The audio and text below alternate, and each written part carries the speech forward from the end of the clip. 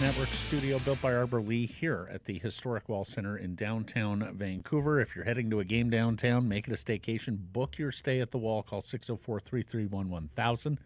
Ask for the Sekerson price rate. Some blackout dates apply based on availability. Matt Sekerson alongside Blake Price.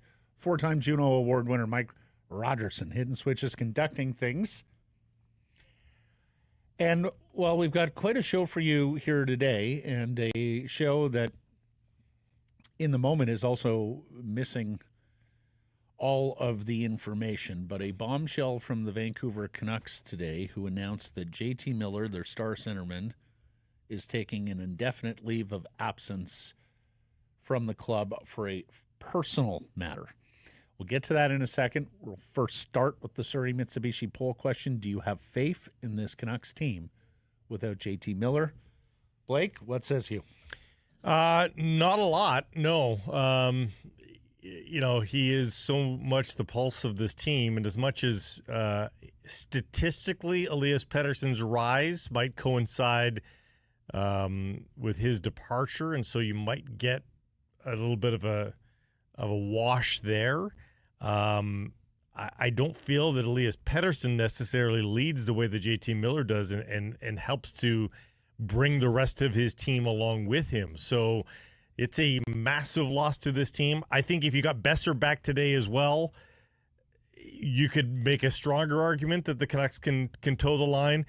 But if you told anybody at the outset of the season you're going to have to play a stretch of games with a Miller, Boeser, and Demko, how do you think you're going to do? I think most people are going to be saying, well, that'll be a disaster. And that's why I voted no. We have seen teams be able to pick up the slack, rally, in a lot of cases pay more attention to defensive detail when you're missing a star player, because everybody knows how much more difficult it is to win minus a guy like JT Miller. But in combination, Blake, with a Vezina caliber goaltender who is still out, has not played yet this year, with your best goal scorer being out, and just also the state of this defense too, right? I mean, if you felt like, and we saw this last year with the Vancouver Canucks, that you could play rock solid team defense, talking the 18 skaters helping out the goaltender on a night-to-night basis, then I might feel better about it. Or if Kevin Langanen was still pitching shutouts and doing what he was doing earlier in the season. But none of that is happening right now for the Canucks. So, no, I do not have a lot of faith. I voted no as well. Last chance to take advantage of specials on 2024 models at Surrey Mitsubishi. When you trade in any vehicle for a new 2024, Surrey Mitsubishi going to give you $3,000 above market value for your trade. Take advantage of rates as low as 1.9%. If you love that 2024 PHEV, the Outlander, as Blake and I do, well, get it right now at no charge plus extended warranty at no charge plus $1,000 credit towards winter tires, only while inventory lasts at Surrey Mitsubishi, 13820 104th Avenue in Surrey, or online at surreymitsubishi.ca. Top story today brought to you by Yellow Dog Brewing, Neighborhood Brewing, and Foolish Winery. JT Miller has left the team indefinitely for personal reasons. The release from the Vancouver Canucks quotes General Manager Patrick Allvin. Right now, our sole focus is making sure that JT knows the entire organization is here to support him. The release also said they would have no further comment. There has been some reporting done on this matter, including from our friend Patrick Johnson, Canucks beat reporter for the Province and Post Media. And look, it appears as though JT Miller needs a reset here, some time and some space. Here's the Patrick, what are they calling it? Skeet on Blue Sky? Yeah, I'm not a fan of that word. No, told that JT Miller's personal leave is not related to substance or alcohol abuse or anything like that. It's about giving the player a chance to reset himself mentally. We know he's obsessed with competing at 100%, and we can see he hasn't been. That's been weighing on So him. both he and Ollie used the word reset. So that's sort of the sounds like that's the company line. That's here. coming from Camp Miller, one would think. Yeah. So yeah, I mean as a human being, you're hoping the best for Miller, obviously. You're hoping that he's not in too dark a place. And we're going to hear from players and coach coming up as well with their comments on it. I mean, I don't know. I honestly, you don't know what to say without any details. You're just left to say, okay, they don't have him, and that's that. Yeah. And the one thing I don't know what we're playing to Tocchet, but the one thing I'll spoil here is he clarified the word indefinite, and he made it clear that that's not to say, because I saw this already on social media. Indefinite means a long time. He said no, it doesn't. He meant a literal translation of indefinite. Yes. We just don't know. Yeah. So it could be days, could be weeks, could be months. They don't know, but it doesn't mean long. A lot of people are like, no, indefinite means a lot longer than a short time. No, they were very clear. No, we just don't know. Mm-hmm.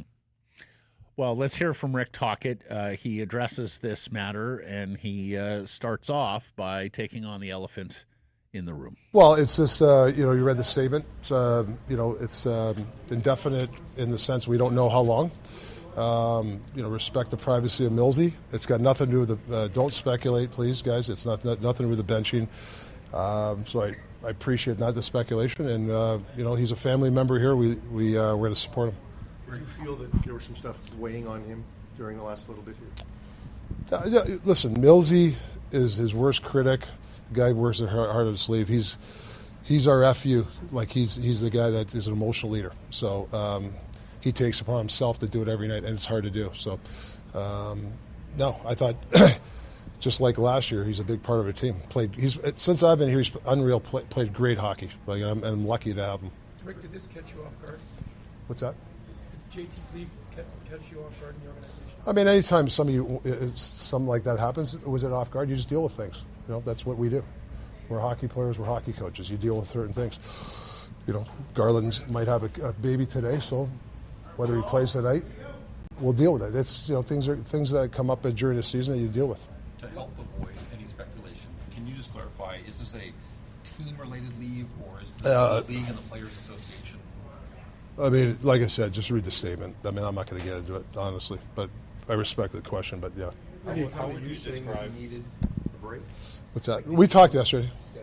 How would you describe your relationship with JT since you got there? I would ask him, but great. He's played his best. He's played great for me. I'm lucky to have him. Well, it's just... Okay, so much to unpack there outside the clarification on indefinite that we've just that you just clarified there. So has nothing to do with the benching, and please don't speculate. I can understand Tocchet saying that. I can also understand somebody looking at the timing and the optics of all this and going, that looks pretty convenient.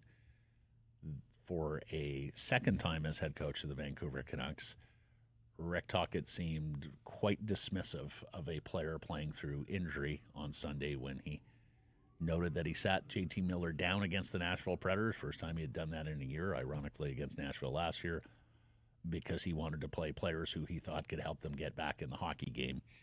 And then when given an opportunity to say that JT was hurt, injured, playing through something, however you want to term it, shrugged that off, said, no, that wasn't the case. Day later, you have Dollywall reporting that JT's got a shoulder issue. And look, we've watched him all year through training camp, preseason. He missed every preseason game but one. We've seen him at different times this year not take faceoffs. We've seen him at different times this year be shaking and looking down at his left hand, his left wrist, what have you. So the optics of putting all of that together are not great. And, of course, once upon a time, Tocchet, when asked if Elias Pettersson was injured, said he was not. Pettersson then detailed an injury, and Tocchet dismissed it as tendonitis. So you're going to have some that take that view. The other end of the spectrum, we have learned a lot about mental health. In the 13 years, Blake, we have been doing this show, my goodness, how mental health has come to the forefront of what we talk about, what we hope to treat as a society at large.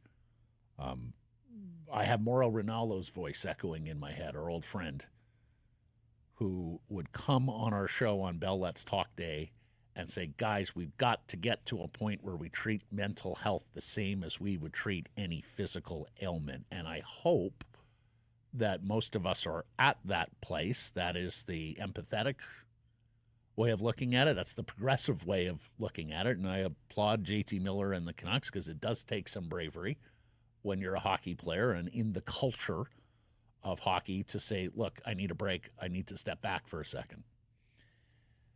And for a guy who's as rough and tumble and as gruff on the exterior right. to do that, it's even a higher. Yeah. Yeah. Okay. They talked yesterday. I would like to think that was constructive coming off of Sunday in the bench. It was a team day off yesterday, but we just don't know. Perhaps it exacerbated something. And when he's asked about his relationship with JT Miller, his first inclination is to say you need to ask him before going on to describe it as great. He is right. He is the emotional leader. He does bring the FU, the pushback, whatever you want to call it, on a night-to-night basis. Tocchet wasn't the only one talking about JT Miller's absence. Needless to say, the captain would be asked. Here's what Quinn Hughes had to say. I mean, obviously he's a massive part of our team and, superstar in the league. So anytime you miss a guy like that, you're going to feel it. But at the same time, I have a lot of confidence in the guys we have here. And this isn't, coming the year, we thought we had a, contending team. And it's not just, one guy. It's our whole group, and very confident in who we have.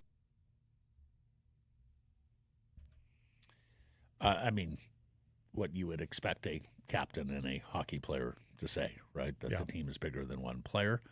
Elias Pettersson also asked about Miller. Here's what he had to say. I mean, I think all of us are dealing with stuff. I don't know, I can't say I've seen stuff. But that's how it is. All of us are dealing with something, I think. And but yeah, it's strong of him to... whatever's going on with him, we're all here to support him. How do you replace not just what he does on the ice, but just the emotional heartbeat that he often is for this team? I mean, the player will be hard to replace, but that means other guys got to step up, opportunity to step up and get chances, and so it's going to take a whole team effort tonight and moving forward. And it is a lot of truth there from Elias. Yes. Everyone, including NHL players, goes through things that weigh on them. 2, that he hadn't seen any outward signs from JT Miller.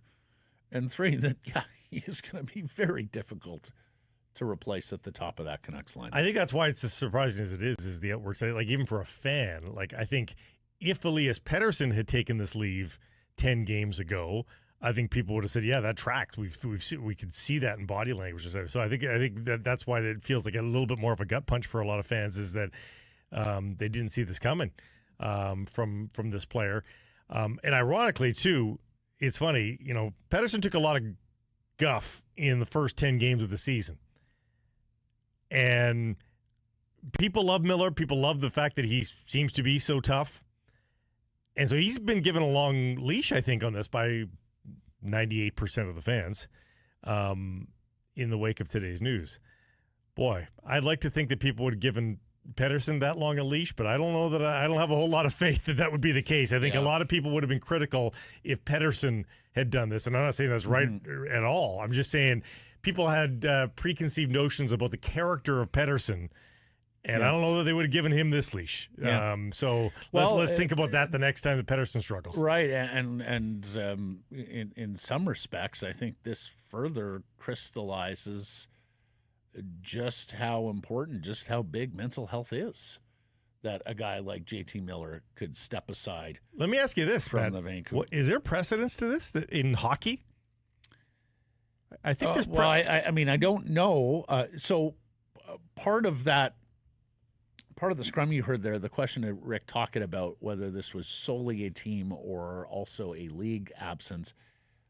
As we know, the NHL and the NHLPA has a substance abuse program that players can enter, and typically that comes with a release from the PA basically saying they've entered the program. We'll let you know when they're out of the program and eligible to return. That is not the case here. Of course, mental health hasn't really been a topic that a lot of sports teams took on in a public front-facing way until recently. Yeah. So off the top of my head, no, I'm not familiar with any comparable situation, although I'm sure it must have happened at some point. I think we've seen it in basketball. Ben Simmons taking his long leave.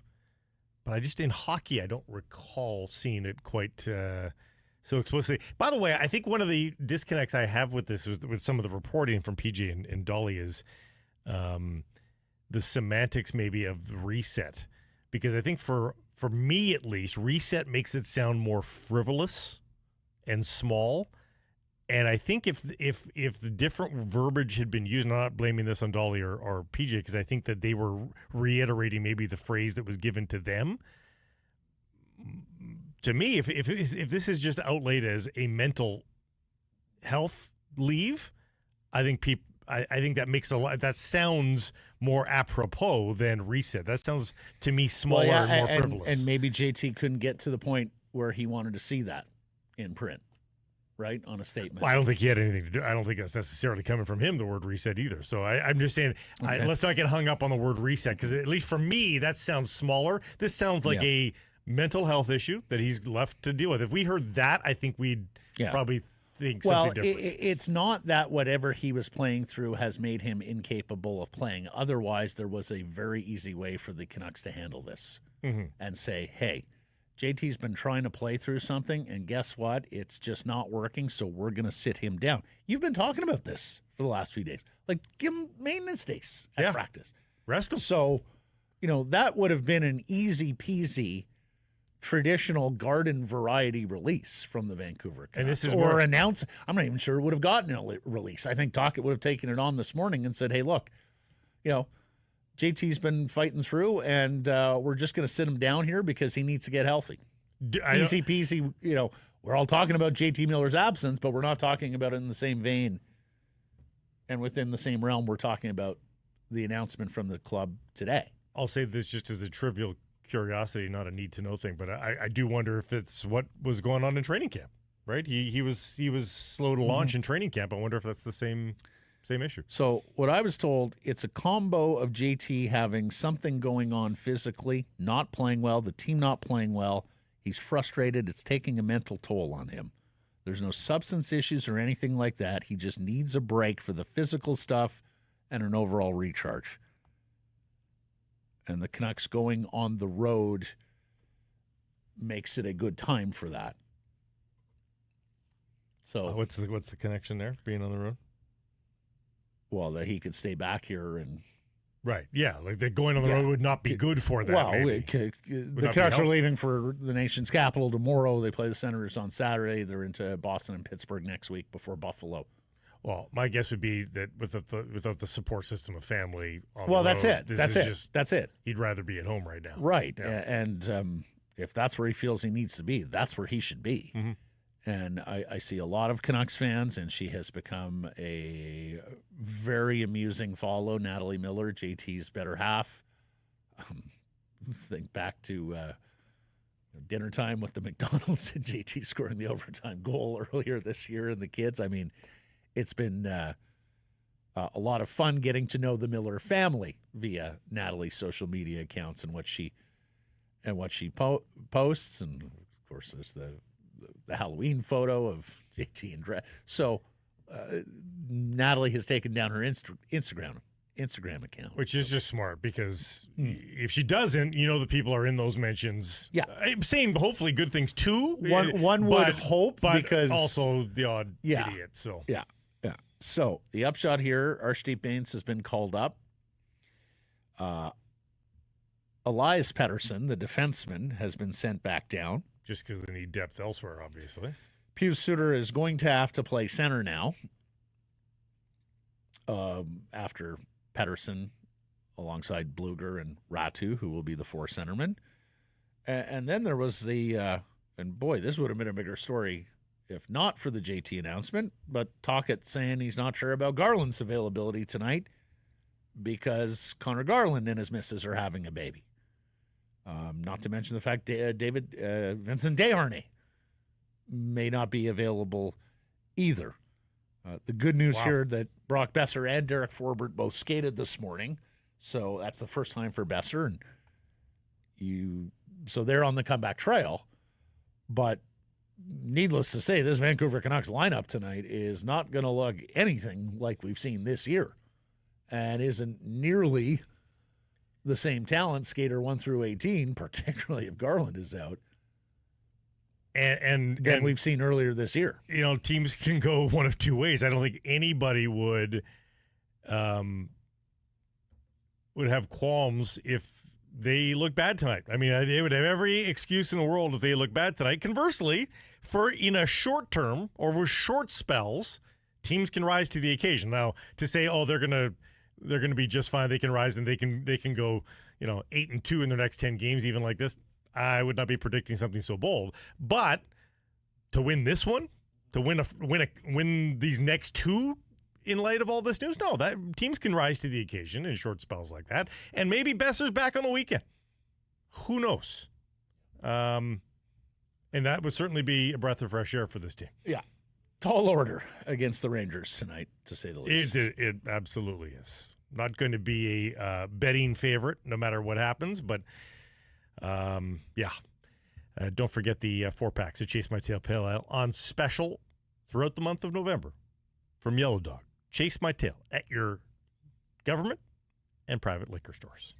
Artur Sheloves is in goal tonight for the Vancouver Canucks. This coming off the victory Saturday against the Chicago Blackhawks. Artie's got his mojo back a little bit here. And hey, he's sort of been in this scenario before, Matt. Like, when Demko and DeSmith go down in the playoffs, everybody's like, well, I guess this is a loss tonight. And Artie said no. No, I'll see about that. I'll see about that. So maybe the same thing. We wondered about this decision yesterday. And of course, the other thing, and perhaps we don't mention this enough, but these goaltending decisions are now being done, at least to our knowledge, without the input of Ian Clark, right? Like in years previous, and it's not like they've had a scenario like this, Demko's been the starter, but Ian Clark as director of goaltending has governed much of what has happened with the Vancouver Canucks goaltenders, not to mention the Abbotsford Canucks goaltenders as well. Of course, Marco Torranius, the new goaltending coach, would be a party to this decision. And they had a couple of goaltending calls earlier in the year, which way you going? But this was probably the biggest coin flip yet in terms of who's your starting goaltender tonight, coach, right? And Sheloves, to his credit, after struggling, to say the least, in his early starts this season, went down Abbotsford, had a good start, came in relief for Lankinen when they were getting shelled by the Oilers a week from Saturday, stopped all 4 pucks he saw that night, and then went out and won a start. Granted, against a terrible team, but nevertheless.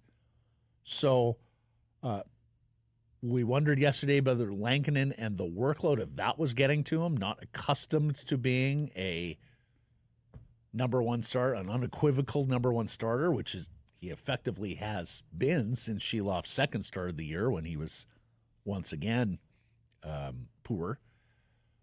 And this gets us back now into a realm where maybe it's Sheloff's crease again. Maybe it's a 1A, 1B. Going forward. You got a lot of time off before this Senators game. They don't play again until Saturday. And then you got a back-to-back next week that you anticipate the 2 goaltenders will split. And then an odd Friday matinee in Buffalo where, once again, I think maybe the goaltending decision will be under the microscope. There's got to be some, depending on how these next three go. There's got to be some quality goaltending, though, if not winning goaltending, right? And we said off the hop to this, at least I did anyway. I think you probably were in the same boat. That with those two guys, with no Demko, maybe not so explicit as if you win, you're in. But if you are looking really good, then it'll be your crease for a little bit. And that's the way that it ultimately played out with Kevin Lankinen taking less than a week, really, to sort of say, no, I'm in a groove here. But he's out of that groove. And the groove is right now available for the taking. Not that Shelovs is necessarily, I don't think we're ready to coronate Shelovs in the groove yet. But if he backs up that Chicago performance with a good one here tonight versus the Rangers, even in a loss perhaps, I think he's going to be more in groove than Lankinen. Well, I think if he wins tonight, he's going to play Saturday. I mean, so long as it's not like 6-5, win, yes. Something like that. Yeah. But I think if he wins tonight, he's going to play Saturday. Because ultimately, I was thinking about this on the drive in, the Vancouver Canucks want Arturs Shelovs to emerge here. Sure. Amongst these two. Kevin Lankinen is a stopgap. As great as Kevin Lankinen was earlier this season, and he was extraordinary, he is a free agent to be. Yep. A journeyman goaltender who caught lightning in a bottle, and who knows, may have a tremendous season. I'm not going to limit him. But Arturs Shelovs is the young goaltender that you want to build up, have as your primary backup, trust him enough to play 25 or so starts to give Thatcher Demko the requisite rest, make sure he's fresh for the playoffs. And that might even be a bigger number now, given this Popliteus injury that Demko is playing through or practicing through right now. And, of course, all the unknowns with that injury, which we chronicled. He's the first documented hockey player to have this injury. But also maybe one day be the successor to Thatcher Demko. Be the Canucks' number one goaltender. Let's remember, Demko is out of contract at the end of next season. They have a big decision to make. Do you want to re-sign him at what would be, I suspect, enormous cost if he bounces back from this injury and has a good year and a half? Do you feel like you can trust him to give him the big money in the term, given his injury history, and he is injury prone? So, yeah, from an organizational point of view, the best way the goaltending goes from here until Demko returns, and of course Dreger told us yesterday he thinks it's imminent, a matter of days, so perhaps Demko's going to be available at some point next week on this trip, or even Saturday if it goes really well. Then Arturs Shelovs elevating and becoming a bona fide NHL goaltender that you can trust and run out there start after start. That's the best case scenario. You just hope Thatcher Demko is not John Gibson. Like there was a brief moment in time where John Gibson was maybe regarded in the top 3 goalies in the league, just in terms of what he brings to the table. John Gibson was extraordinary for a few years there, and then remember he would get hurt in March. Well, you get hurt all the time. But he'd specifically get hurt late in the season, Yeah. and the Ducks would be like, oh, we got a pretty good team here, but the goalie's hurt at the wrong time of year every year. In a vacuum, John Gibson's amongst the best goalies on the planet. But do you invest in that goalie when you know that he just cannot seem to stay healthy? And Thatcher Demko's at risk of those sorts of labels if he can't come back early enough here and stay relatively healthy. So, I mean, you'd love to believe that you can get a new contract, a reasonable cap hit and length for Thatcher Demko to get a little bit more without having to invest long-term in a 29-year-old Thatcher Demko. Because then that buys you time to look at Shelovs or somebody else as the successor, right? Yeah. And maybe that's Tolopilo or Young. Right now it's a snap decision. If you're being forced to make that decision in the next 12 months, boy, that's a tough decision. But a long road to go there. So we'll see how it transpires. What I do know is if you're Terranius, you're Tocchet, you're Rutherford Alvin or a Canucks fan, if Shelovs is back, if we're looking at the goaltender who we saw last year in the Stanley Cup playoffs, and perhaps even an enhanced version against those shots from distance, that would be a massive development and a good one for the Vancouver. You want to get Canucks. jealous about goaltender durability? I just pulled up Connor Hellebuck. The guy doesn't miss a start. No, he doesn't. But for a he does decade. wear down. That has been one of the comments coming out of Winnipeg. Why haven't you been better in the playoffs? And part of it is that they feel that By the time you're gets not there. getting the best Yeah. out of the world's best goaltender. I Yeah. think we got to call him that right now. And in April, because he has played so much in the preceding 6 months. Just want to reset here at the bottom of the hour on the JT Miller story. An indefinite absence on for what some reporters are calling a reset. Mental health reset, yeah. Mm-hmm. And possibly a physical element to it as well. There's a physical element to it as well, but it's also clear in terms of the way they framed it and the way that Tocchet and others have talked about it that, yes, a break required here. I know he's played better recently, but is it not time for the $11.6 million man to take this team by the scruff of the neck? Yeah, I mean, it'd be great. That would salvage things. But you know what? I know it's not in him, but I would love him to see that this team needs this at this moment. Exactly. But both. Let me finish here. Yes, the performance. Yes, the goals and the assists. But we haven't seen, and again, maybe this just is not in his DNA, and he'd be forgiven if it isn't. Mm-hmm. But I think it is actually to some degree in his DNA. He's never going to be as loud as JT Miller. Nope. He's never going to even be as stoic and as distinguished a leader, if you will, as Quinn Hughes. But I think in his wild and sort of, he's got that little mischievous smile at times, that little wink. Mm-hmm. I think he can do something here in this vacuum. A little bit of fire, a little bit of come with me. Yeah. A smile. I am blazing the trail to where we need to go. Matt, imagine if he scored tonight versus the Rangers and he celebrated like it really meant something. Exactly. That's what I was just thinking. Can you imagine with the rest of his team if they saw Elias Pettersson give a double fist pump or like a true like down on one knee celly? Mm-hmm. Like I think the team would respond to that. Absolutely. If ever there was a game and a player where if you have a night tonight, show some fire, show some passion, show some emotion. Wow. Could that go a long way? And Matt, and I say that because did you see the JPAT tweet? We haven't referenced it yet. Right. Jeff Patterson, very subdued Canucks morning skate, could hear a pin drop as the team started the first drill. That is typically not the atmosphere at a morning skate. Morning skates are typically pretty light. Practices can sometimes be intense from the jump, but more often than not, a morning skate, you're just getting your legs under you, right? Nobody's pushing anything too hard with regards to physical exertion. You got a game to play that night. So it can be a really cheery environment, usually. Even bad teams typically go out there losing streak. The morning skate is not the place where you see the burden and the weight of expectations and losing streaks. It is usually a pretty good-natured environment. So to see Jeff, and of course Jeff has covered him some morning skates over the years, mention that, yeah, you have to think this team is shook. Team day off yesterday.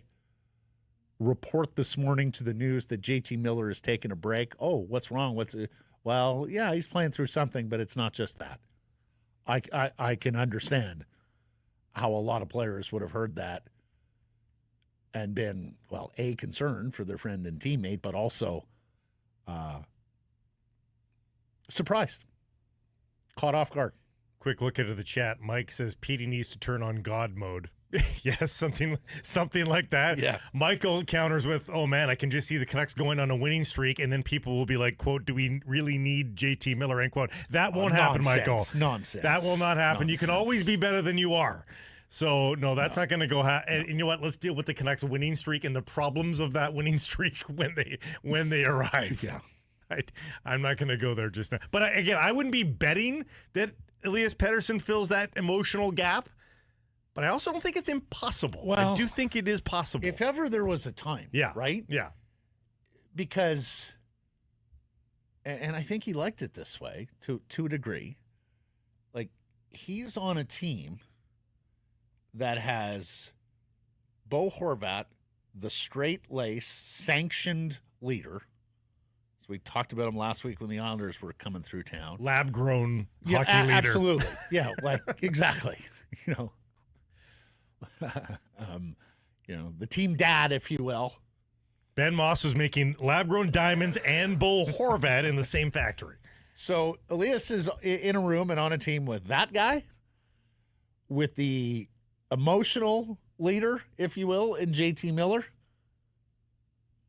And you can wallflower in that environment, even if you're a great player and one of the best players on the team. There's only so much airtime. Exactly. Blake knows this. It was coming out of my mouth. I know. I figured I'd beat you to the punch. Better than I used to be. Well, now, Elias, wow. And look, yeah, there's a sanctioned leader there in Quinn Hughes, no doubt. But, that forward group, I think they want to be led here. And I think they're all looking at number 40. Back-to-back comments in the YouTube chat. Travel Spotter, guys, I bet you anything we are winning tonight. Watch. Next one from Jacob. The team is cooked. And well, hey, one of you might be right. What was who's the first name there? Travel Spotter. Travels. We've seen it before. You have a player like that missing, and particularly when they're missing for reasons that are a little more obscure than they did their knee or something like that. It does have a way of snapping a team to attention in the short term. Getting everybody focused to do their job and make sure they're on the defensive side of the puck and take care of their own personal responsibilities. Now, I did want to talk about this because Tocchet was quite harsh on the penalty killing unit Sunday against Nashville. And the penalty killing unit it's 14th overall. It's net 18th overall because some teams in their neighborhood have scored shorthanded goals or more. 80.4%. Blake, they're playing a pretty good power play here tonight. The Rangers are 7th in the league, 25.6%. And I was looking at the way they have deployed penalty killing forwards today. And this in the vein of the tweet from the Canucks Insider account that Kiefer Sherwood has played 20 minutes, 33 seconds while shorthanded this season, has not been on the ice for a goal against. He's 5th in the league for most shorthanded ice time without giving up a goal. Take a look at who they've used on the penalty kill. It's been a little curious. Pius Suter, who didn't kill penalties last year much at all, has been their leading penalty kill forward at 209 per game. And you can say, oh, well, he's a natural centerman. He's winning 41% of his draws. I mean, if you're having him out there to win faceoffs, he's not doing his end of the bargain, and you're still putting him out there. Bluger at $1.56, that tracks. Sherwood, who had done very little penalty killing in Nashville, is your third used PK forward at $1.15. Then it's Miller and Pettersson, and yes, they're there for the faceoffs. And then it's Danton Heinen. Dakota Joshua was a primary penalty killer last year. Dakota Joshua's been back for a few games now. They haven't used him at all. Atu Ratu was second in the NHL at winning faceoffs. They haven't used him at all. And I did wonder the wisdom of playing Miller if he is playing through something, and I do think he was playing through something, as much as they have been on the penalty kill unit, and I understand, the sequence Sunday with him sort of directing traffic, telling Pettersson where to be and all that, may have been a last straw for Tocchet in terms of that game and sitting him down. But I also wondered just about the toll and the tax that you were asking for Miller, because he's playing power play, to be the all situations forward if they're, if he's not on top of his game and if he's not 100% physically. So, Tocchet complained about it Sunday, and rightfully so.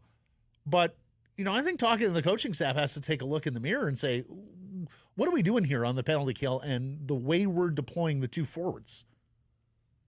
Does not strike you as strange? They're using their two of the top 3 penalty killing forwards weren't really penalty killers previously in their career. Yeah, I mean, I think given the way the penalty kill went last year, I think trying new things probably not out of the ordinary. And different coaches have different, and we're still seeing a coach in Rick Tocchet in his relative infancy with the Vancouver Canucks here, only a couple of years in. Different coaches have different theories on star players playing on the PK, role players exclusively on the PK, so that you don't tax the star players. Some star players demand to be on the PK because they want it to get in the groove for the game wise. So, and if they are clear cut, no doubt, better than the other guys, then I am all for playing a star player on the penalty kill. But when it's about equal, and you're going to be leaning on them for a lot of heavy 5-on-5 minutes, I think I would just as soon try and get by with penalty killers who aren't as central to our offensive attack as guys like Miller and Pettersson. Maybe it's a case of early season, though, wanting to lean on veterans and then trying to sprinkle in new guys that you don't know as well after that. Yeah. We'll watch tonight, but I think you want to get to a point where Joshua and Baines are killing more penalties. I think certainly Baines has to be in the lineup regularly for that to happen, but I think Joshua will absolutely get there. Okay. That's just conditioning. You think he's just easing him into the Yes. lineup? Okay, yeah, that's all. We should also talk about the power play units minus JT Miller, and this maybe crystallizes. And Garland. And this maybe crystallizes what the Canucks are up against here tonight more than most. So your first power play unit as practiced at morning skate, Jake DeBrusk is the net front guy. Pius Suter is in the JT Miller spot on the left flank. Lekkerimäki, all 3 games into his NHL career, is in the bumper spot. Pettersson's in his usual spot. Hughes is in his usual spot. If you didn't say Quinn Hughes, I would have said who's on power play 1, though. No, exactly. Until you get to Pettersson and Hughes, that sounds like Pettersson's been demoted to power play 2. No. Ratsu, your net front guy on PP2. Roenick in the JT Miller spot. Leaning on a shot. Okay. Kiefer Sherwood as your bumper. Arshdeep Baines in the Pettersson spot. And Brandstrom at the back, walking the line. So if Garland plays, Garland plays with where DeBrusk is, maybe. And then DeBrusk where Baines is, maybe. Something like that? Yeah. I would bet that. They're going to leave Suter in that Miller spot? Garland's a right shot. 6 goals for Suter. Yeah, okay. Yeah. Okay. Anyways. This is going to be a memorable game tonight. Power plays. And the Canucks power plays 10th in the league. I know it was a huge frustration last year in the second half and through the playoffs, and it's gotten some criticism this year. But so far, 22% is 10th in the league. And their net power play percentage is 18 and 14th in the league. So they're on the right side of the ledger on both those metrics with the power play. I'm sure everyone has seen the joke that Gretzky put the hit out on him. How about this Ovechkin story, man? Yeah. 5 goals in 24 hours, then he's out and being reevaluated with after a knee-on-kney hit. I think Have I missed anything recently there in the last? No, he's week to week, I think is what they've said. But I think I read that this is his highest goals per game to start a season ever. Like, this is his hottest start ever at 39? He's 39 years old. He's 39 years old. Like, unbelievable. He was on pace to break the Gretzky record this year, and now, depending on what this does, and at his age, Matt, that's a big derailment, right? Like, if he needs to come back next year, you just don't take that for granted anymore. There's a couple of extraordinary stats here. about Ovechkin this year. First of all, his 15 goals leads the league by 2. And it's not like the Capitals have played way over and above the games compared to others. The other thing, Blake, is he's doing it averaging 17 and a half minutes of ice per game. So they have clearly, Spencer Carberry's clearly backed off the ice time there for the grade 8, because you look at everybody else who is vying in the Rocket Richard race, they're 19, 20 and a half minute players in most cases.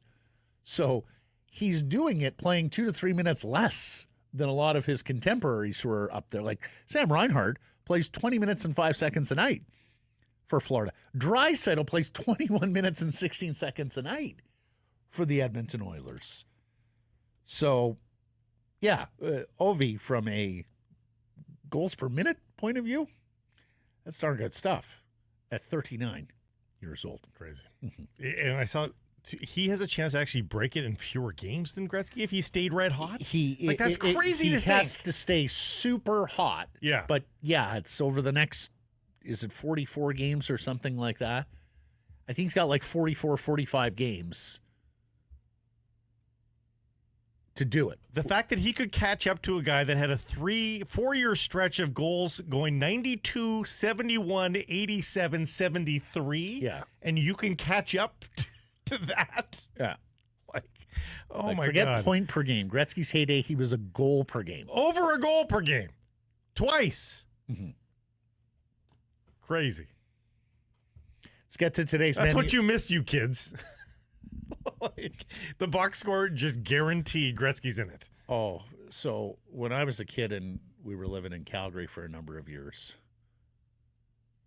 you sat down for one of those, and look, Canucks fans will know this too in the Smythe division. Yeah, my Jets. You sat down to watch your team play the Oilers, and you just in your mind conceded that Gretzky would be a part of at least a couple of goals.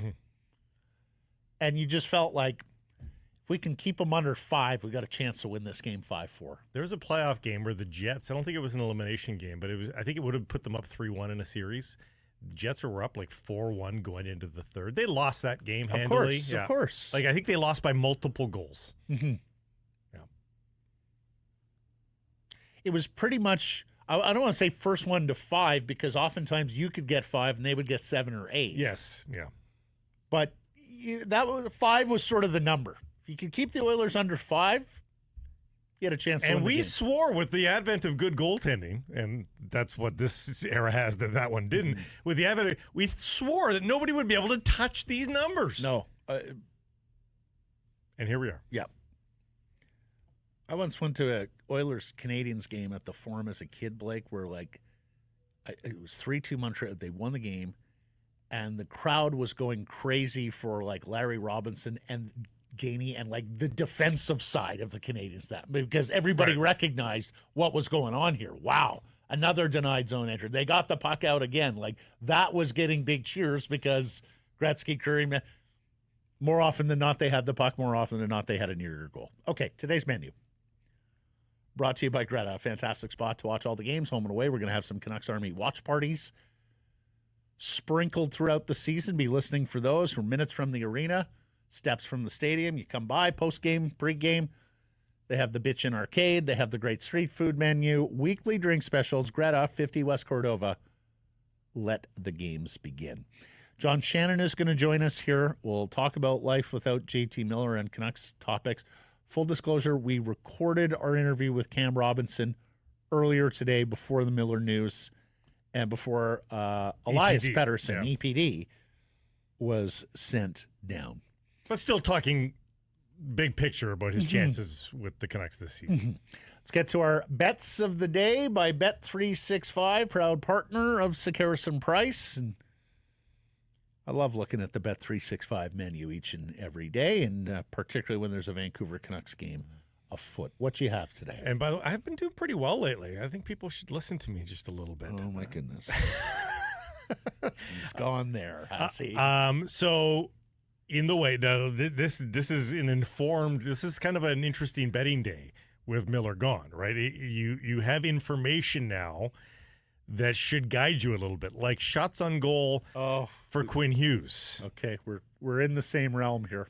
Because the two stars, and if you go the other guy, it makes a lot of sense. The two stars are going to say, I got this. And Quinn Hughes has already been shot happy, which is why I'm going to get a lesser number if you're taking the other guy. But I'll still go there, 155, plus 155 on 4 shots on goal for Quinn Hughes. I'm not going the other guy, but Let's mention it then. I'm hearing your mouth. Plus 220 for Elias Pettersson to get 4 shots. So that's even better, actually. So the way I looked at it, no Miller, no Boeser, all the more reason for rookie Jonathan Lekkerimäki to shoot his world-class shot. Yeah. No shots against Nashville, just 1 against Chicago. Season high is 3. He's due. Tocchet told him, son, shoot the puck. You're a shooter. It's time to heed the head coach's word. I'm going over 1.5 shots for Lekkerimäki at plus 110. And Blake? Yeah, what if we go bigger? Smaller bet on 4 shots for Lekkerimäki in this game at plus 575. Yeah. Did you have the 3 number? What's the 3? You don't have the 3 number on you? It's okay. I put you on the spot. I can get the 3 number for you. It is not as much as the 4 number. I got a little tempted there. Maybe I got a little greedy, Blake. Forgive me. But the 3 number was coming in at plus 200. That's still pretty good. And actually, Blake, look at this.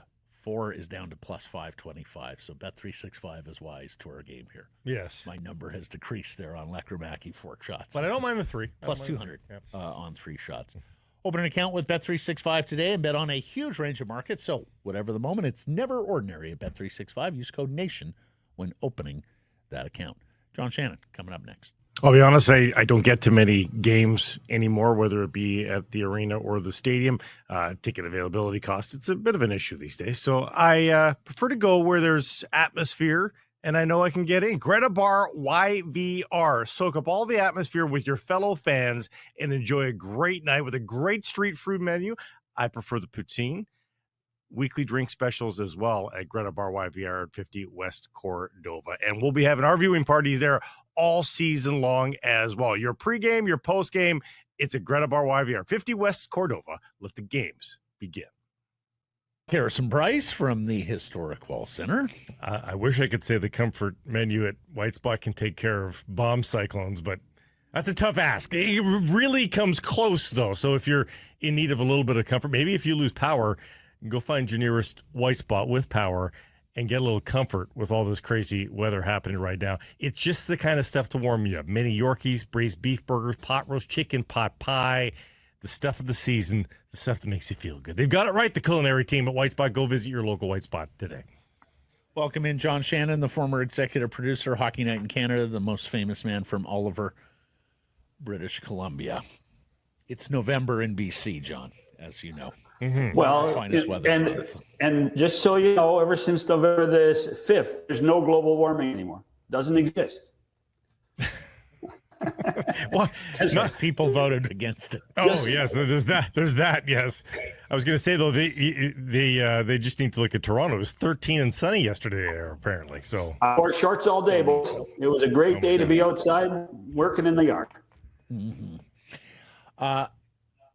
Big news out of the Canucks world today. JT Miller indefinite leave for personal reasons, John. First and foremost, I'd like to get your 2 cents on Rick Tocchet's benching of him the other night and what was said there, and then how you think this team can do without JT Miller down the middle on that first line.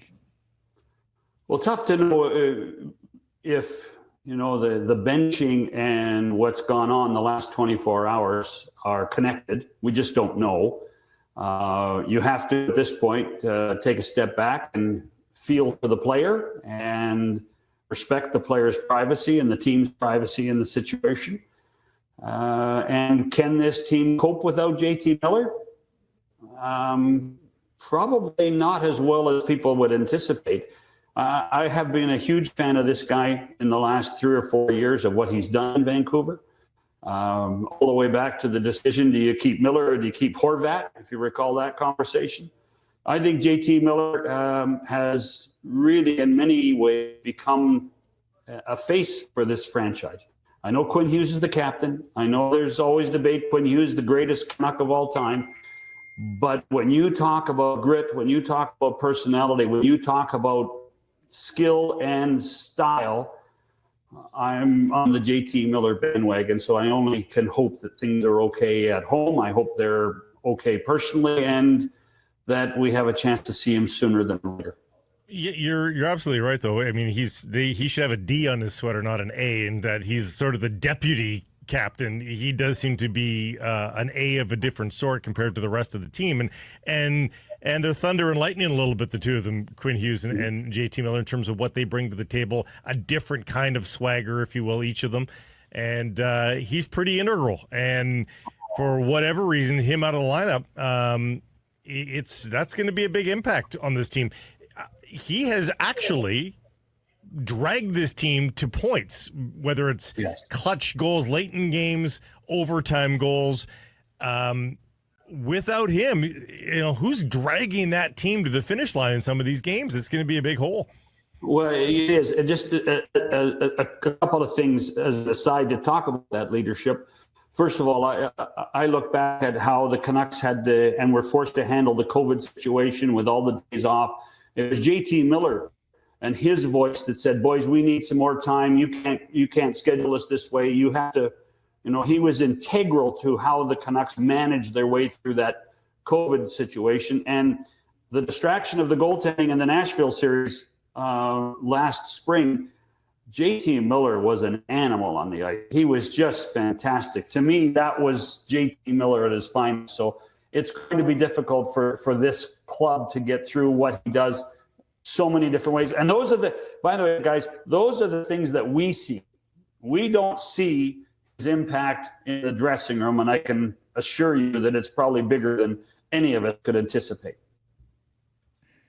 Time for Elias to be an $11.6 million man. And he's looking like it lately. Yeah. I mean, one of the highest paid players in the league. And when you're missing a teammate and a cohort who has been that successful, hey, all the more pressure on Elias. Is there any chance here, John, that maybe teammates know the reason? Who knows if that's the case or not? But regardless, they probably know there's something going on for JT. Is there a rallying cry here that sort of the Canucks try to do it in the name of JT Miller a little bit? I think that's a realistic assumption, Blake. And by the way, I do think that if it is a personal issue, I'm sure his teammates have a good idea what's going on, and this is where the discretion is so important for everybody involved, and that's the part where even in the business that we're in, as much as it becomes a talking point, you have to take that step back. It's a bit of a different season here for the Vancouver Canucks. They had so much good luck, good fortune, good vibes last year.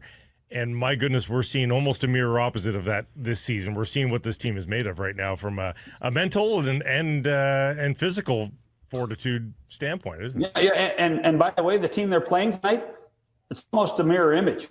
There was a ton of expectation for the Rangers too. The Rangers were supposed to run away with the Metropolitan Division.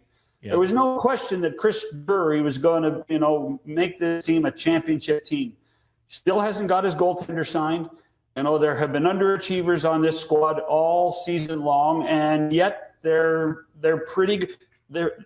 You look at their record, just like you look at the Canucks record, and they're pretty good. And yet they lose games where you expect them to win, and they squeak out victories where you expected them to win by a lot.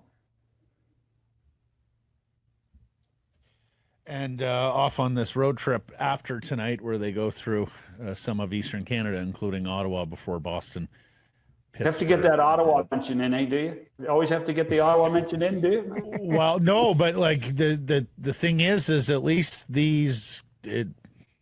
on paper, these are winnable games, including Boston, where they're none too pleased with Elias Lindholm and Nikita Zadorov. John, the two Canucks free agent imports aren't doing a whole lot in Beantown these days, and drawing the ire of some of the fans as the Bees, like the Rangers, aren't exactly meeting potential. Lindholm and Zadorov should get in line behind Jim Montgomery. So it's a tough spot the Bruins are in right now. They're not a very good hockey club. That's the bottom line, and they miss Hampus Lindholm on defense, but they're just not a very good hockey club. I'm not sure that they have I don't know who their number one center is. I don't know who their number two center is.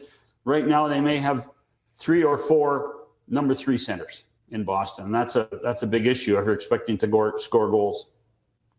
They're on the last wild card spot in the East, albeit they've played 20 games. So by points percentage, certainly not. They are also a minus 21 goal differential club. The Canucks. That's what you're paying that. You're paying that $68 million guy in goal to do, right? Boy, oh boy, that's a tough spot he's put himself in after all the stuff that he said in the Amazon documentary, and then the holdout, and now he's having a tough start in Boston this year. Jeremy Swayman is. I mean, it's almost universal. Holdouts have a dramatic effect on the player that holds out. Not holds out, it remains unsigned. Stays. Anybody that misses training camp, I mean, like it's almost universal here, John. Goaltender or skater. And we kind of, it's funny, we poo-poo the what training camp and preseason is these days because it's so much shorter than it used to be back in the day. It clearly means something to the players in terms of their preparations, because if you miss it, you're generally pretty crappy for the first few months of the season. It's funny, I had somebody talk to me this morning about that very fact, like to say, we bitch and complain that, training camp is too long, but the way the hockey's going right now and the way some of the teams are playing, training camp's really necessary because some of the hockey's not very good and some of the teams we expected to play very well are just missing something. And it's not just the Canucks, it's not just the Rangers, Edmonton, Boston. I think people in Ottawa are a little disappointed with what's going on there. I think there's a ton of teams that are missing something right now, and you have to wonder why. And most of it's deal with special teams. If your power play's no good and your penalty killing's no good, then you're not going to be doing very well in this league right now because it's become such a special teams league. I want to ask him about the Grey Cup television number. If you're done talking hockey with him. I think I am. Okay. Yeah. 3.6 million. It's the highest in 5 years. The game has crested 4 million a couple of times since 2015. We know it's no longer the Super Bowl, which now typically outrates the Grey Cup. It's still a pretty big Canadian television property. In fact, there would be a few bigger, but 3.6 million in a world of cable cutters. John, what did you make of the audience here for the big game on Sunday? Well, let's remember that you didn't need cable TV to watch. This was on CTV for the first time in a long period of time. So you could have got the old rabbit ears out, Matt, and watched on BCTV or whatever, or CTV Vancouver. And I think that's a factor in why the number is so much better. You go, I went on Sunday afternoon to go to my guide, and I saw a ton of 111th Grey Cup on all the CTV affiliates across the country, in addition to the 5 TSN channels. And I think that speaks volumes to CTV recognizing that it has a property that it can help promote. It also speaks volumes, to me, the value of sports on network television. Look what Fox has done now with college football on Friday and Saturday. Everybody's jumping on the sports wagon because it's PDR proof or DVR proof, depending on what country you're in. And I think the Grey Cup's no different. They finally got a little momentum here in Eastern Canada on Friday and Saturday with the storyline, but there could be more done in Ontario and everywhere else in the East about what was going on with the Argos. Well, people mentioned to me that not that Toronto follows the Argos every move to begin with, but that Buffalo Kansas City game just down the road, the NFL game of the year, all the hype of the Taylor Swift concert series that's happening there, that the Argos were in very tough to get any kind of attention in your market. I think that's very fair. And, you know, and by the way, there also used to be a time that the NHL would not schedule games up against the Grey Cup, you know, and here we are, we're talking about Winnipeg, Toronto at BC Place, and right across the way on Griffiths Way is Nashville and the Canucks, which overlapped a little bit as well. So it was originally up against it, John. That was a matinee start when they announced the Canucks schedule. It was after furor that they moved it. Exactly. Yeah. Mm-hmm. Well, I mean, to me, I think that that talks about the strength of where the hockey world is versus what the CFL is, and for me, that's unfortunate because I'd love to see the CFL prosper even at the best of times. Yeah. And John mentions the rabbit ears. We did do the story last month. Did you see this, John? The Portland Trailblazers are back on local television, and they gave away digital antennas to the first however many thousand fans asked for them so that they could be distributed locally on television over the air. You do have to be rolling time warp. But John, you do have to be rolling your eyes a little bit, and we won't talk about the content, but you know, Netflix jumps into the sports fray and they can't even stream it properly because they don't have the servers ready for it. I mean, like, it's too bad these guys didn't think about all that ahead of time. Like, they couldn't be ready for what they were about to broadcast live. Like, that's disappointing. We're actually not going to talk about this Mike Tyson thing. Are we? Seriously? No, not the content of the fight. No. But I mean, you got to be ready. If you want to be a part of sports broadcasting and live, like, how are you not ready for what's going to happen? Well, and that's why the Amazon thing has, I think, become, a bit of a success story because they have learned over the last 3 or 4 years with their NFL package and now with the NHL package in Canada that this type of thing is really important and it needs to be managed properly. And so now I think Amazon's depth is much greater than that of Netflix. But here's the thing, guys. Everybody thinks our business is easy. Everybody thinks it's a piece of cake. Just point the cameras and talk, and life is good. It's a little deeper than that. And I'm sure the people at Netflix, they've probably had their 14th staff meeting to date on figuring out how to fix this thing for the next time around, particularly for their 2 football games on Christmas Day. And you can bet the National Football League is all over them too for what could possibly be a nightmare on the 25th of December. I'm sure Roger Goodell sent a note to someone over at Netflix saying, if you embarrass us on Christmas Day with buffering issues, it will be the last time Netflix ever distributes the National Football League. And John, I hear you loud and clear, my friend.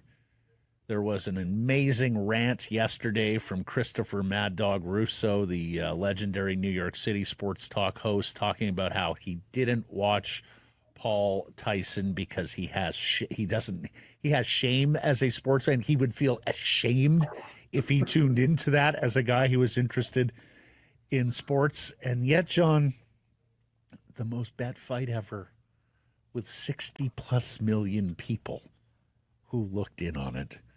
And I sat there and I'm with you. I had zero interest in this thing. I sat there and I thought to myself, is sports fandom turning into spectacle fandom? I think people got burned there, though. You don't actually need to put on a quality, competitive, on the up and up, so long as you have some degree of train wreck factor on the television. Yeah, I do think that it's. I do think this, the spectacle logic is there. You know what? What's really sad, I think, in 2024 is people really like to watch car crashes, and this was a car crash, and so I did not watch it. I read a ton about it on the weekend, but it's this was a car crash, and people like to see car crashes. And that's the one thing I think that has changed in the last couple of generations of sports fans, viewers, et cetera, et cetera. And it, and unfortunately, it probably started with the Jackass movies. I mean, it probably did, and that's Jackass movies are funny. Come on. But you know what? It's an acquired taste, and the taste in sports by sports fans, I think, has changed, and I think the appetite has really skewered how sports are portrayed on television or broadcast, and it probably reflects poorly on those people that watched it. Do you think this fight, though, a single person signed up for Netflix to watch this fight? I don't believe that. I think people watched it because they all have Netflix accounts anyway, and it's free to just turn it on. This wasn't a pay-per-view event. I had one of my friends message me and say that it was free as a game changer. Because, again, like, he was of the opinion that this was a fight that should stand with, Tyson Spinks, Tyson Holyfield, that sort of marquee boxing event. And he said, I just love the fact that it was free. I'm watching because I'm free. I don't have to go to a bar. I don't have to pay-per-view or anything. Yeah. And like, for me, I even saw a headline, what it's done for boxing. I'm like, are you fucking kidding? Like, is anybody a boxing fan after watching it? That's not boxing. That's certainly nothing close. If they saw the undercard, they might be. Oh, fair enough. And there was a Canadian from Niagara Falls who went to 18-0 on the undercard.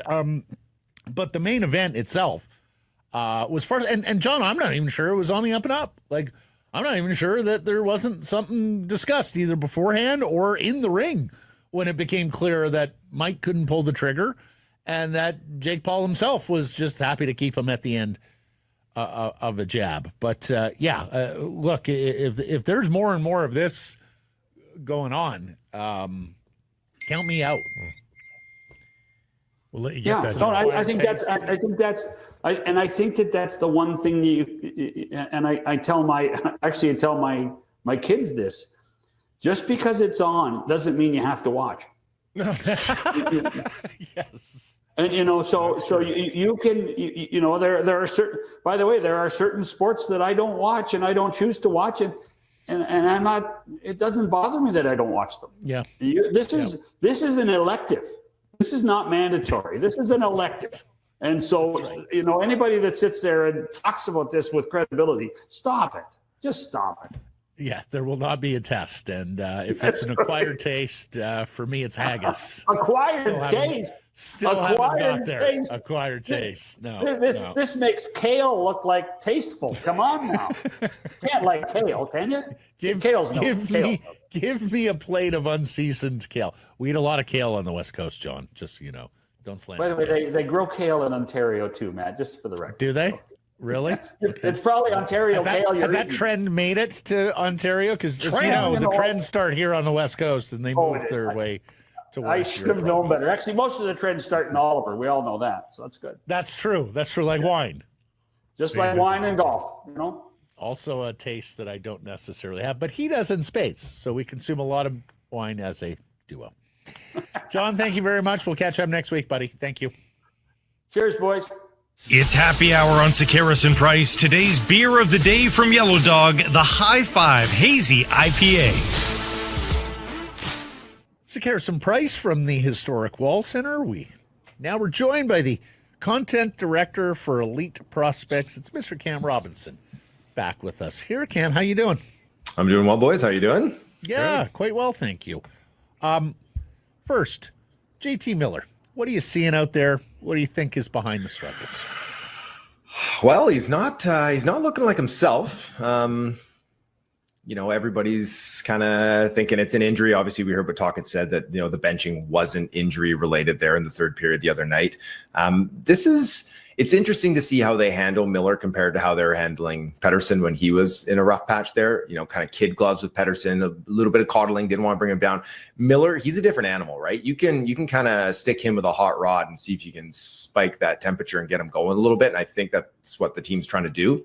Whether or not he's injured or not, I don't know. But if he is injured, it's obviously something that he can play through, and the team feels like, hey, you can play through it and you can play a lot better than you're playing right now. But I don't think that anyone can underestimate just how difficult it's been for him losing Brock Boeser. Like we see the stats, with Boeser, they gave up just a couple of goals at 5-on-5, were creating way more chances and shots for together than they were giving up. And now without him, it's the opposite, right? Like he's not generating chances. Lekkerimäki's looked good as a rookie coming up, but like he's not Brock Boeser. And he looks lost without Brock out there. If he's injured, should he go to Munich? Well, I just tweeted. I mean, sometimes day to day is you're out for a couple days. Sometimes you fly to Germany to see a specialist, right? Like that's just common knowledge. I heard for those who Bangladesh is doing know, wonderful things for paper cuts these days. For those who don't know, Austin Matthews is in Munich. But he's not that injured. They're like, he could play Sunday, and yet they sent him to Munich. So it's very strange. But So, since you mentioned Lekkerimäki, what have you made of the young man? I mean, you're the prospects guy. What have you made of the young man in his opening few NHL games here? I think mostly positive. I mean, my goodness, like that goal he scored, right? 94 miles an hour off the back foot, no hip twist involved, just like caught it in flight and let her rip. Like there's only a handful of players in the league that can even do that. So the goal scoring, that was amazing. That was great. He's looked pretty dangerous with the puck at times. He's also looked really raw and like a 20-year-old in the NHL where he tries to do something and coughs it right up to the opponents, right? Or tries to feed it through a couple of seams and it just gets picked off immediately. So there's going to be some up and downs with his game. And he can't be expected to be a driver on that line, on a top line next to Miller. So as a passenger, I think he's done well. I think he's going to get an extended look because it sounds like Boeser's going to be out for a little bit here. Whether he can stick around after that or whether he can even stick around for the duration, it's going to be kind of, I don't think this is the last of the AHL that he's seen. I don't think he's ready to really step in and lock that spot down, but I think he's been good in the role that they've asked him to play. But it's tough, especially, they were the low minute line last game there too, because Miller was getting benched. And so on minutes alone, it was a fourth line position for him, which is where you probably want a 20-year-old rookie like that getting, the 14, 15 minutes a night is just fine while seeing a couple on the power play too. What's ultimately more concerning for you though? The goal scoring of this team or the defending of this team? And maybe even the goalkeeping of this team, but I think that's probably lowest priority of the three. Well, it's tough, right? It's like a lot of players were clicking and Pettersson wasn't. And now Pettersson's kind of the only guy clicking a little bit here. I know Garland, he's been maybe their most consistent forward all season long. But it's an S&P hit here. So it's the giving up goals. It's that second pair. It's the blue line that concerns me the most because there's no obvious answer to that. Up front, guys will get hot. They'll get cold. You can ignite them. You can mix and match a little bit. And there's all sorts of line combinations that you can try to start getting things going. There's not much you can do on that blue line right now. Like it is a paradox that can only be solved with an injection of talent elsewhere. They don't have that in the system right now. So, first of all, it's an S&P hit, so he picks the defense. We are not browbeating you into picking the defense week upon week here, Cam. No, it's all me. Just so that's clear for everyone. Yeah. What about elevating Brandstrom and playing him with Myers on the second pair? Yes, but you're going to have to change the way you deploy Myers or the way you deploy that second pair in general because Soucy and Myers take all the defensive zone draws. Brandstrom takes no defensive zone draws. Like they've been sheltering him well, and it's been effective. And that I think is a big reason why it has been effective, right? If all of a sudden you throw him in there and he's seeing 60% of his starts in the defensive end, I don't think fans are going to be as impressed with Erik Brandstrom anymore. So yes, you could move him up there and play him with Myers, but you're going to have to start equaling out, balancing out those defensive zone starts. But sliding Hronek down, moving Myers up, like it kind of diminishes that top pairing. And I'm not a huge believer in Hronek being able to carry a pair on his own. I think he maybe can for short bursts, but he's not. He looks excellent with Hughes, but when he played on that second pair and he's trying to run his own one, then they're getting cratered on the shot share as well. So like I said, it's, someone asked me, actually my dad asked me, he's like, what about, Elias Pettersson, the defenseman coming up, putting him with Brandstrom and have them take some more minutes. It's like, yeah, that'd be great. But now you got two kind of low experience guys. One's offensive, one's defensive, but like you can't really trust a 20-year-old in Elias Pettersson to be eating all those defensive zone draws again too. So you really need Carson Soucy to figure it out. Whatever's going on with him is the key, right? But if you go Brandstrom Myers, well, you'd be two lefties with Brandstrom and Pettersson too. Yes, you would. You'd have to put Brandstrom on the right. Can you not work with Brandstrom a little bit? Like, this is not Kyle Burrows or Troy Stetcher here. This is not a 30-year-old who just is what he is. This is a young enough player. Isn't he developable, if that's a word? Like, can't you work with this guy still and try to turn him into a little bit more of a stout defender? Let's ask Ottawa, because they sure did. It's he's not a 30-year-old, but he's not a 21-year-old either. So he is kind of what he is at this point. There is some room. I think there's still some wiggle room there. And not to say that he would get crushed if all of a sudden he was, even splitting those defensive zone draws, right? Like right now, I think he's only taken a couple, right? They keep him in the neutral zone and the offensive zone as much as humanly possible. So if you start to maybe balance it out a little bit and see if he can handle himself, maybe you do it against some weaker opponents too. Dip a toe, right? Yeah. I'm open to that. I'm open to that because he has been very good. And if this is a player that the team is interested in, like maybe extending, then you want to know that he can do more than just eat up sheltered third pairing minutes, right? Yes. Yeah. I mean, he's been a revelation, but they ultimately still do need to make that trade for a top four defenseman. Oof. The problem is the market just doesn't sound like it's there yet, Cam. I mean, are you seeing anybody that just seems ripe for a trade just yet here at the 17 to 20 game mark of the season? No, I mean, you think about Pittsburgh, Marcus Pettersson, they're gonna, the wheels are coming off for the Pens. Like maybe he's an option. I always bring up Rasmus Andersson, but the Flames have been doing fairly well. I'm not sure they're looking to move anybody Apparently at this they're point. Not ready yet. No, and then why would they? Why would Craig Conway do that now? Why wouldn't he wait until February, March, and maximize the value on that asset? Right? You take a slight risk if they get injured, you don't get to move them. But I mean, at this point, that's the risk you're willing to take. So I don't really see any. Obviously, David Jurasek, right? The 20-year-old out of Columbus, 6'3", big body guy, right shot. But again, it's not going to be cheap to get a player like that, high pedigree. They're going to want something, probably a young, talented asset in return, or lots of good picks. So it's and even he, I don't know if that's an instant upgrade to slide in at the moment, right? I saw your tweet about Jurasek, Cam, and I was going to ask you about him. 6'3", 210, righty, 20 years old, 6th pick overall in the 2022 draft, and for whatever reason, Columbus hasn't seemed to found a way to develop him and get him into the NHL lineup as a regular just yet. And of course, he's got a general manager there who did not draft him, right? Was not responsible for this pick. Even if you could find a trade fit, how far away is he from being a top 4 NHL defenseman? Like, it's not the profile of player typically that teams that are contending or looking to contend add in season. No, he would be like a luxury ad for a team like Vancouver, where it's like, okay, great. Now we've got a really nice right shot kind of power prospect that we can slide up into the lineup the next couple of years. Not someone that you want to immediately inject into your second pair and hope that everything kind of breaks right immediately for him. Because the thing about Jurasek is, like, we loved him at EP Ringside too, but he hasn't really developed all that much since his 18-year-old season. The foot speed just hasn't gotten there. The decision-making, he still flashes some of it, but it's just, he's very similar to the player that he was when he was 18. And I think he was rushed to the NHL a little bit too. And that's going to hinder his development. Now you see Donnie Waddell's over there. He's managing things. They've got a kid, Denton Matejchuk. I think he went 11th overall.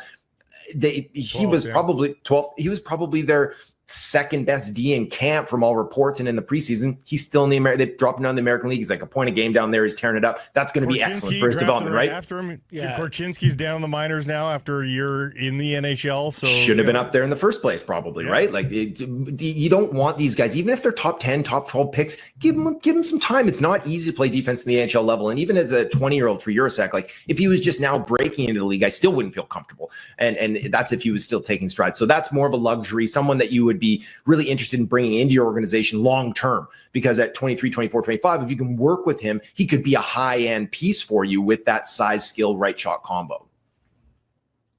Elias Pettersson, or EPD. Give us the player profile here, what he is now, what people hope he turns out to be? He's a lot of fun is what he is. Like he bangs. Like he loves to get physical. He doesn't back down from anybody. We saw that, even sliding right over to the AHL when he moved up to the SHL.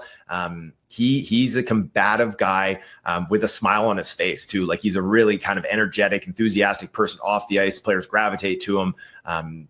I remember last year at the World Juniors, they had their warm-up, they get like 30 minutes out there before the game for a proper warm-up. And his warm-up is going down the line and hitting every single teammate against the glass. And they're all having fun with it. And he's banging them. And I'm like, that's his warm-up because that's what he's going to be doing tonight. He's going to be laying the body, right?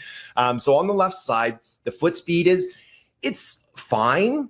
He does get caught, on that pivot, on that turn against speed, especially if someone can catch him with a nice little inside fake and then blow wide on him, is that he can get turnstile at times still. And to step into the AHL this year is like, he was still working up to that speed. To step into the NHL now, he's going to be really trying to catch up at that speed too. But, he can still make a good outlet pass, simple stuff, nothing super creative, but enough to get you by long term though.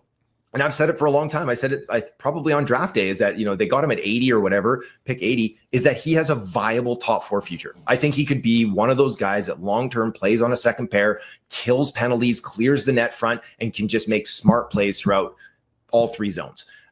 But at 20 years old, again, you're not looking for him to step in and play big minutes. You're looking for him maybe with all that juice, that adrenaline running through the first couple of games, that he can maybe create a spark on that blue line. And with Forbert out, is that type of player, that physical punishing player, because he can do it at the NHL level too. I strongly believe that he can come in and kind of inflict some pain right off the hop. But is there any risk though in doing this now? Like, I mean, a one game was a one-off, fine, whatever. But I mean, is there a point to having him up right now with the big club?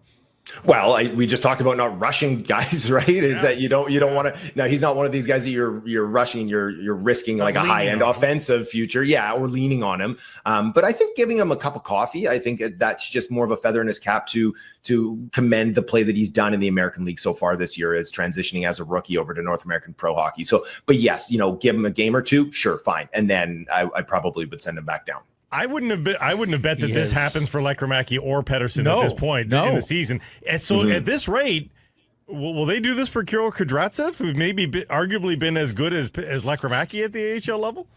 Yeah, and he's a different player too. He's a really smooth, cerebral type of guy that can make plays at a high level. He can kill plays. He does it more with his stick and his body position than his physicality. He's really interesting to me.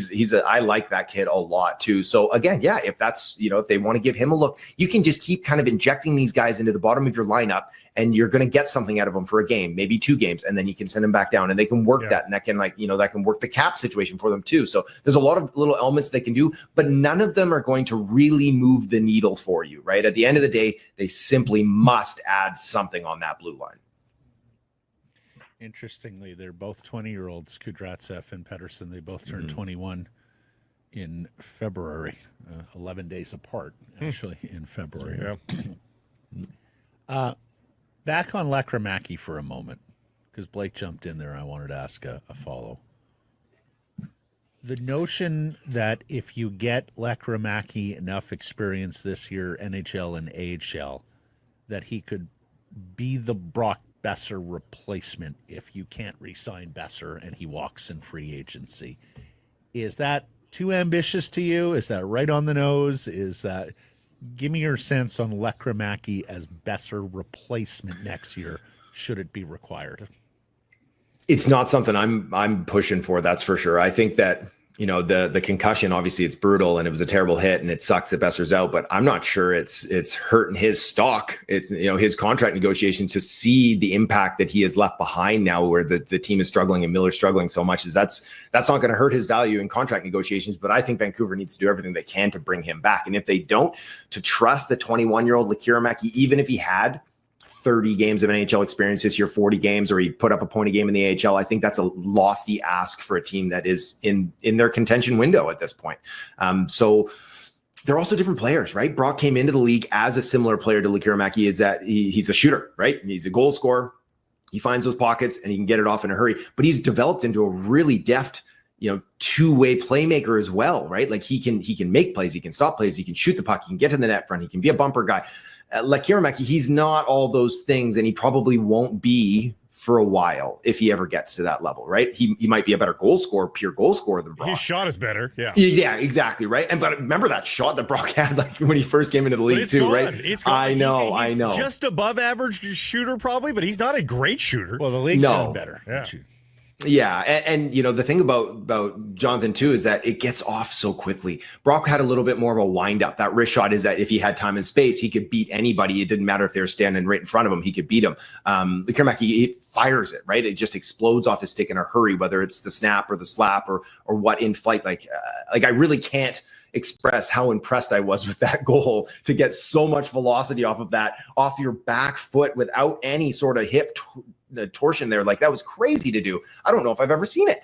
So yes, you're right. He's a better goal scorer, but he is just a goal scorer at this point. Like he's not going to just automatically develop that playmaking ability too. So no, I would not be a big fan of just being like, okay, well, we got him and he's cheaper and we can spend our money elsewhere. And then sure, if you bring in someone who can, similar ilk to Boeser, maybe a little light, then I guess it could, put them together and they could work out to be the same level. But if I'm running the show there, I'm giving him his contract starting with the number 8 and I'm happy to do it. You make us smarter every time we talk to you, Cam. Thank you for this. Typically, we ask about a prospect every week, but EPD is the got a few. prospect that we talked about. We went down the moose a little bit. Yeah. Awesome. I said moose. You did. Old school, Manitoba. How dated a reference is moose? The Syracuse Crunch report coming up. Yeah, no kidding. Yeah. Where did that come from? Chicago Wolves. There you go. Till next Tuesday. Thanks, Cam. Cheers. Happy hour on Sekeres Price. Today's beer of the day, Yellow Dog Squirrel Chaser Hazy Pale Ale. Sekeres Price from the Historic Wall Center. You can text us 778-402-9680. Email live at sekeresandprice.com. It all goes to the Great Clips inbox. Great Clips. It's going to be great. So, Farhan Lalji reporting that Ed Hervey, the former BC Lions general manager, is going to be the new general manager in Edmonton, where he was a fantastic player. And so now the question becomes, does Rick Campbell join him? Of course, they came as a duo here to BC all those years ago. Campbell with a lot of double E in his DNA growing up there as the son of the legend Hugh Campbell. And we've talked about this before. What does a player of that and an executive with that resume do to G. Roy Simon there in Edmonton, who was probably thinking that he was climbing that ladder? Yeah, as the interim general manager, he won't get the big job anymore. I saw Moj penned that expecting an announcement out of the BC Lions tomorrow, Wednesday, where Ryan Rigmaiden will be elevated to general manager. That is the anticipation. And now the question, does he hire Buck Pierce, the former Lions quarterback who has been serving as offensive coordinator with the Winnipeg Blue Bombers? There could be other head coaching candidates out there as well. I know Moj got into a couple of them. The word is that Orlando Steinhauer wants to coach again. Orlando with deep roots here in the state of Washington, just down the road. So we shall see, but anticipating a lot of CFL news this week on the coaching and executive carousel. We mentioned that Grey Cup with John Shannon, the number 3.6, and that's actually a pretty good number when you consider the context here, Blake. Like, first of all, Toronto is the largest market by far, but it's not actually the largest. Operates the smallest almost. Kind of, yeah. Right. Like Saskatchewan that has 1/5, 1/6 the population of the GTA. But 99% saturation. Yeah, it brings more people to the yard. It's just that simple. The Alouettes usually do pretty well for the Grey Cup television number because you not only get all the English fans who would have watched anyways, but you get a deeper penetration into French-speaking Quebec who come out to watch that game. And, of course, the Lions usually help a Grey Cup number when they're in it, and they haven't been in it in 13 years because they're more of a provincial team. We know they have great fans on the island and in the interior. But 3.6 million and the highest rated in 5 years and the, third highest rated since 2016 is a decent number given who the matchup was and also given – kind of an ugly duckling first half, right? 10-10. A lot of punting. A lot of punting. The Argos were really not in a position with their quarterback to play an explosive sort of offensive style. So a lot of people stuck with it, regardless of. It was close, but it was just not the most aesthetically pleasing first half. Remember a week ago when CeeDee Lamb complained about the sun getting in his eyes at Rightly so. Jerry's World. It was why pretty don't they terrible. just shut the curtain? Yeah. And Jerry Jones himself reacted so aggressively, like, maybe we should just tear down the stadium and build a new one. Well, Jerry's World is falling apart. Or at least a piece of sheet metal fell from they opened the roof for the first time in a couple of years, and this piece of sheet metal fell. Thank God nobody was hurt. There will be a review of this now, needless to say. That was the first time in 2 years they'd opened it? For whatever reason. And, of course, the Cowboys themselves are falling apart as well. They lose to Houston in the Battle of Texas, and I think the rumors are only going to heat up of Bill Belichick, Deion Sanders, or someone like that coming in to replace Mike McCarthy. Lastly here, Blake, before we get into poll question results and errors and omissions, a couple of extraordinary happenings in the world of alpine skiing.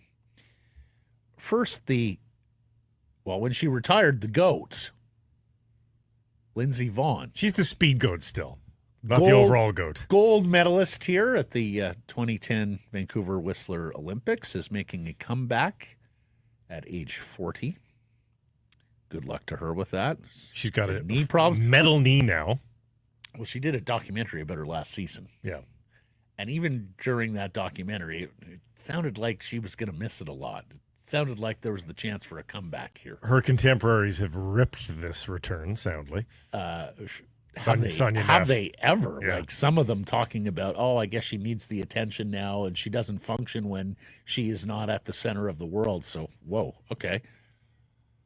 But the new GOAT, Michaela Schifrin, also a American skier. Now, more of a technical skier, Schifrin. She could do it all, but more technical. She won her 98th career Alpine World Cup race in Finland on the weekend. 98 at the Finnish Lapland event. It was the 8th time she had won this event. And Blake, we love a good animal story here.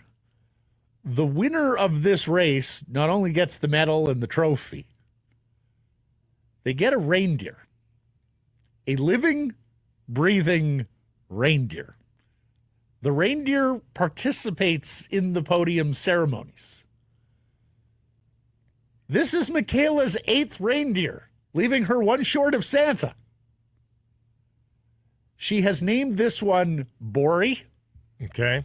Short for Aurora Borealis. Oh, yeah. Okay. Of course, they're big on reindeer in Finland. It's a spiritual animal. It's a working animal. It's a festival animal. And just before you ask, no, she does not get to take the reindeer home. There's no transporting of the prize reindeer. The reindeer remains on the Unaskaveri reindeer farm so it can be properly cared for with the rest of her reindeer. But she's one away from a Christmas sled here. Can you eat the reindeer? They do eat reindeer in Finland. I'm not sure you can eat the prize reindeer. Perhaps it's discouraged. I think these reindeer are more used as part of the tourism. Come meet a reindeer. I see. Okay. Watch them gallop, trot, whatever reindeers do. Or some of them fly. Do only Scandinavian reindeer fly? Do Canadian reindeer not fly? I don't know. Do you have to be near Lapland? I don't know. But and I'm surprised this is the first I'm hearing of it. And frankly, I'm surprised this is the first that no Harrison Price listener, viewer, audience member has made us aware of this in the past. We get a lot of notes about animals. Guys, got to check this out. Remember the llamas in Phoenix? Remember the emu on the island?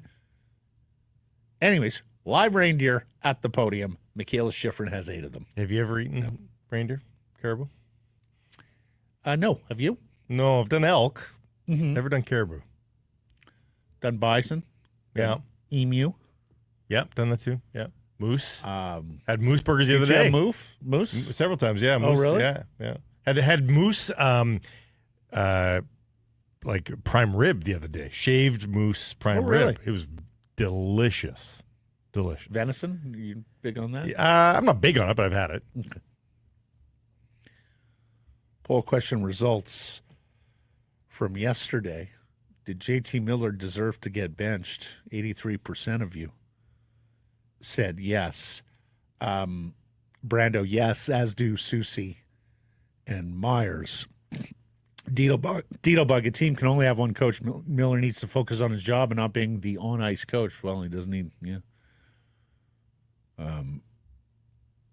David, yes, he'll be the first to admit it.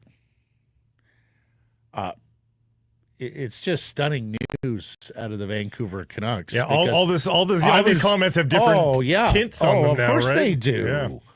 Yeah. Because, here's the thing. I said on yesterday's show, I think it was calculated from Tocchet and that he knew he would get a response out of JT Miller in the Ranger game against his old team. Well, boy, didn't age well, that. And in part because of this staggering news on Miller.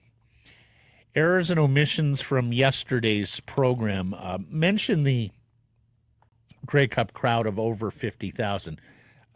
Should have specified it was 52,349. So a darn good crowd there at BC Place. Best since 2018 on Sunday. Well, the thing is now with the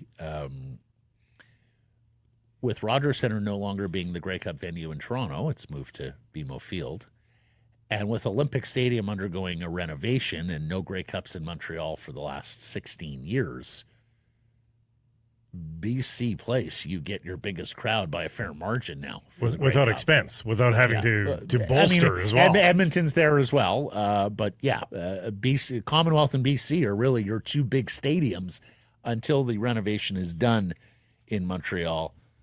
And you go back to the Olympic Stadium. But even then, they're changing all the seats there, so they may lose seats as well, although it was well over 60, as I recall the last time there was a Grey Cup there. So thanks for joining us, everybody. Appreciate you spending some time and connecting with us. Please do subscribe to all our assorted channels, YouTube, and wherever you get your podcast. Follow on social. That's X, Insta, Facebook, TikTok, YouTube, and Blue Sky. We are live on many of those platforms, noon Pacific weekdays, and please do support the community sponsors you hear us talking about.